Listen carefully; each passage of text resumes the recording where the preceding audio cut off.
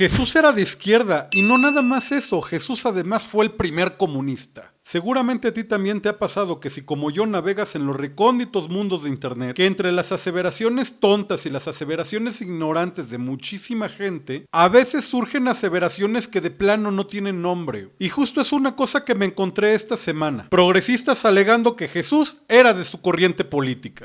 Cada vez que se plantea la idea de que Jesucristo era de izquierda, salen católicos a ofenderse. Y miren, el que algunas personas traten de buscar en la historia alguna fuente o algún personaje para poder darse credibilidad a ellos mismos es una cosa súper común. Es una forma rápida de encontrar legitimidad. Es buscar que la historia sea tu aliada, y ya que la historia es tu aliada, entonces tienes justificación de tus propias ideas y además te robas la legitimidad de esos personajes históricos. Y en este caso la legitimidad que se están tratando de apropiar a algunas personas de cierta corriente política es la legitimidad de Jesús. Entonces, bienvenidos a este Mitómenos. Yo soy Maestro Cuy y en este espacio nosotros analizamos este pedacito de realidad que nosotros denominamos mundo desde una antropología de datos y no de relatos. Y sí, como les decía, el día de hoy vamos a hablar de una cosa que se llama anacronismo. El anacronismo es una palabra fresa para llamar esa práctica que es llevar los valores, la moralidad o los conceptos contemporáneos al mundo de lo pasado. Y además hacerlo de una forma deshonesta para sacar algún rédito político de esta práctica. Para que entiendan, el anacronismo es una forma mentirosa y distorsionada de tratar de entender el pasado, para que de esta manera podamos justificar las ideas y las acciones de las cosas que en el presente. Y es que desde que te dicen que Jesús era un tipo de izquierda se oye bien raro.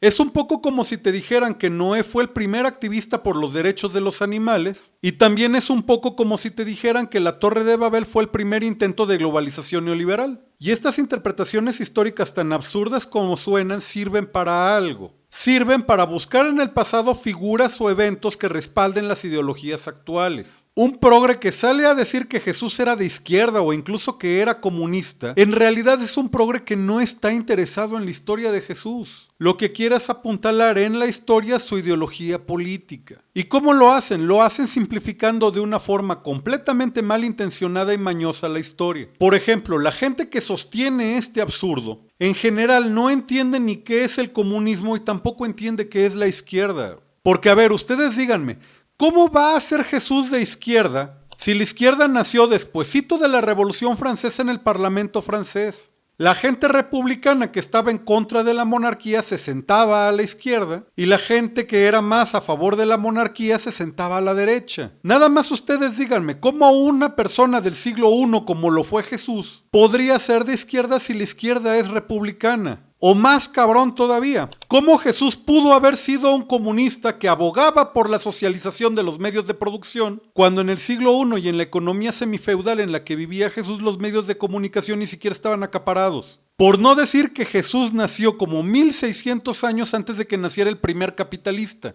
Y mira nada más cómo es la cosa. El socialismo y el comunismo son ideas postcapitalistas. ¿Cómo vas a ser postcapitalista si naciste como 1600 años antes de que naciera el primer capitalista? Entonces, el que esta gente no entienda los propios conceptos de las ideologías que dice que defienden, que no usen la cabeza antes de hablar y sostener las tonterías que luego sostienen, y que además no les importe buscar en la historia interpretaciones completamente distorsionadas para darle legitimidad a sus ideas, lo que promueve es que ciertos grupos políticos sean una fábrica de anacronismos. Porque esta clase de cosas no es un error y tampoco es inocente. Están tratando de crear referentes ideológicos de sus propias causas y los están buscando en la historia porque en este momento no tienen referentes presentables para ellos. Ya no nos es difícil entender por qué motivo están buscando legitimidad en los libros de historia y hasta en los textos sagrados. Lo que están haciendo es resignificar la historia, promover interpretaciones completamente erróneas de personajes históricos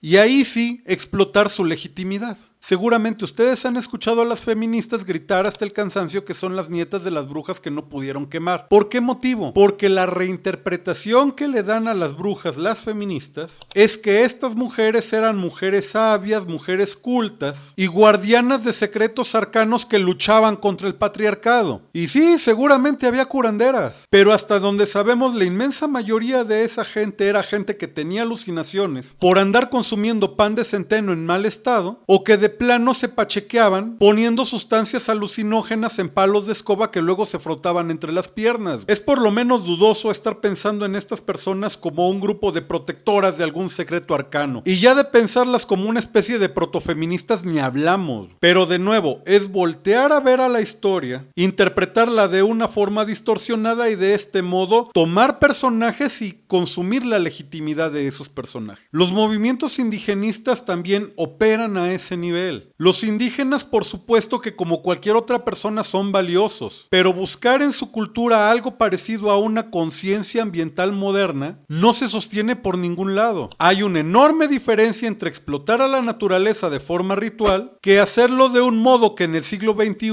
nosotros entendemos como sustentable. O incluso cuando se voltea a ver al propio marxismo se piensa también de una forma dulcificada. A mí me parece que hay cosas del marxismo que son bastante sólidas, pero pensar en Marx como una especie de humanista universal es completamente distorsionado. Marx, por supuesto, que no veía con buenos ojos a los latinoamericanos, por ejemplo. Y miren, en este momento yo les voy a decir cuál es el mecanismo con el que esta clase de gente construye falsedades. En primer lugar, son gente que busca en la historia narrativas completamente simplificadas, de buenos y de malos, porque su lógica es esa: Jesús es el bueno y como nosotros nos parecemos a Jesús, entonces cualquiera que esté en contra de nosotros es automáticamente el malo. ¿Y cómo lo logran? Lo logran a partir de una lectura sesgada de fuentes. Ellos, por ejemplo, creen que Jesús no se llevaba con los ricos cuando comía también con cobradores de impuestos, y un seguidor suyo que se llamaba José de Arimatea, que era muy rico, hasta le puso la tumba. Y ya que tienen esas dos patitas, lo que hacen es repetir el eslogan de una forma completamente acrítica. Como lo es, por ejemplo, con el video que les enseñé al principio. En el eslogan se oye muy bien decir que Jesús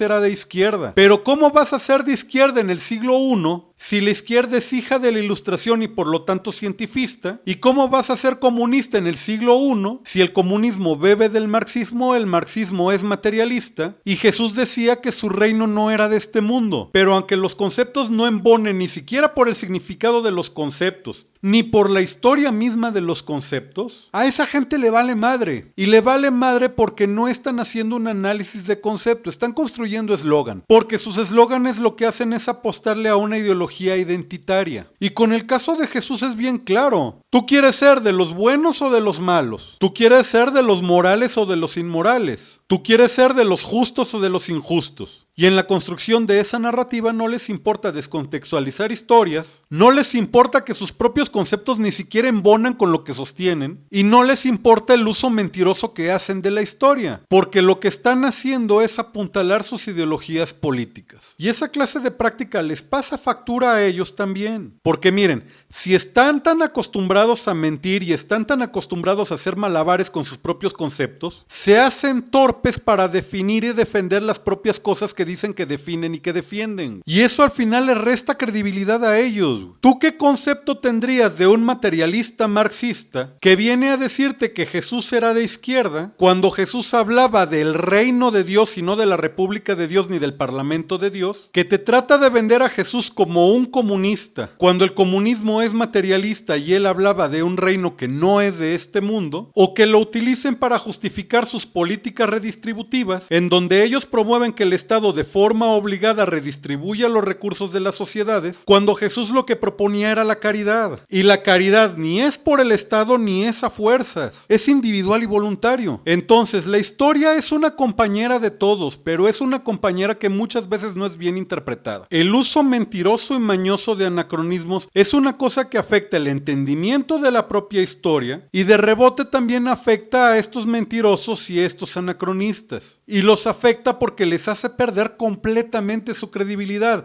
Son cosas bien fáciles de desmontar. Entonces desde aquí le decimos a esa gente que quiere legitimidad para sus propios movimientos que si buscan en la historia de una forma mentirosa, no solo no la van a conseguir, sino que van a perder la poca legitimidad que el día de hoy tienen.